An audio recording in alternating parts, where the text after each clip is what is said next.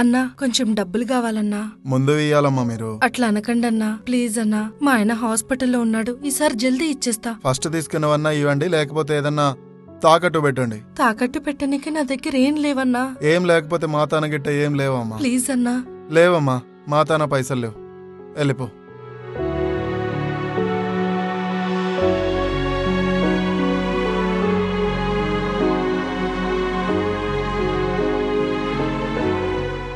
ఏమైందమ్మా? పర్వాలేదు చెప్పు. మా ఆయన హాస్పిటల్లో ఉన్నాడక్క. హాస్పిటల్లో చూయించనీకే నా కాడ డబ్బులు లేవక్క. ఏదన్నా తాకట్టు పెట్టాలంటున్నారక్క. తాకట్టు పెట్టనీకే నా దగ్గర ఏం లేవక్క. అయ్యో పిచ్చిపిల్ల, నువ్వేం తాకట్టు పెట్టాల్సిన అవసరం లేదు. ఇబ్బందుల్లో ఉన్న మల్లాంటోళ్ల కోసమే స్వయం సహాయక సంఘం ఉంది. నువ్వు నాతోన్రా, చెప్తా కదా.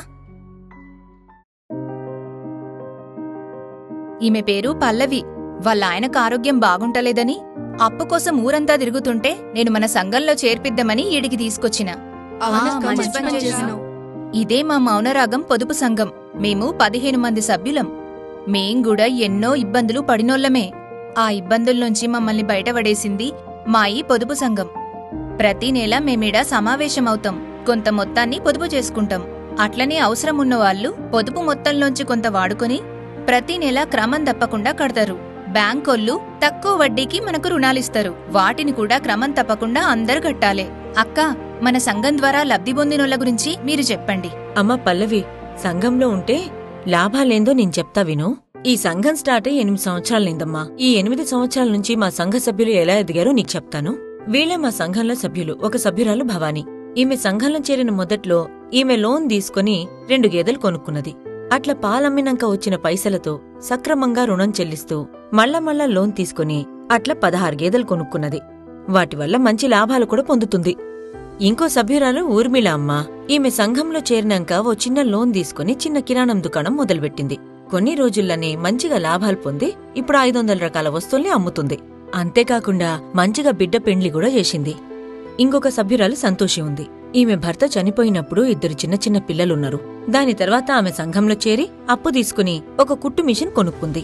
అక్కడ్నుంచి బట్టలు గుట్టడం మొదలుపెట్టింది. తన దగ్గరనే ఇంకొంతమందికి పనిచ్చి తన పిల్లల్ని చదివిస్తుంది. ఈమె పద్మ మన సంఘంలో చానా కాలం నుంచి ఉంది. ఈమె మన సంఘంలో అప్పు తీసుకుని బ్యాంగిల్ స్టోర్ పెట్టుకుంది.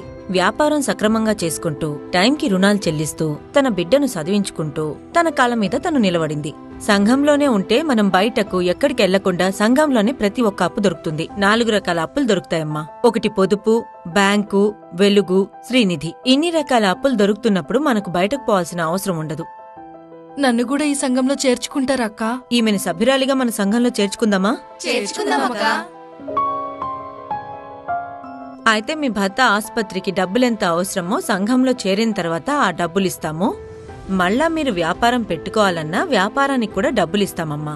ఆ వ్యాపారం చేసుకుంటూ ఇందులో డబ్బులు కట్టి జీవితాన్ని చక్కదిద్దుకోవచ్చు. ఇదిగో ఇది వ్యక్తిగత పాస్బుక్ అమ్మా. నువ్వు పొదుపు కట్టినప్పుడు ఆ పొదుపు వివరాలు ఇందులో రాసిస్తాం. మళ్ళా లోన్ డబ్బులిస్తాం కదా మీకు. ఆ లోన్ డబ్బులిచ్చినప్పుడు ఈ పేజీలో రాసిస్తామమ్మా. లోన్ ఎంత కట్టినావు, పొదుపు ఎంత కట్టినావు, నీ మొత్తం పొదుపు ఎంతైందని ఈ బుక్కులో రాసి ఇస్తామమ్మా. అది నీ దగ్గరనే పెట్టుకోవచ్చు.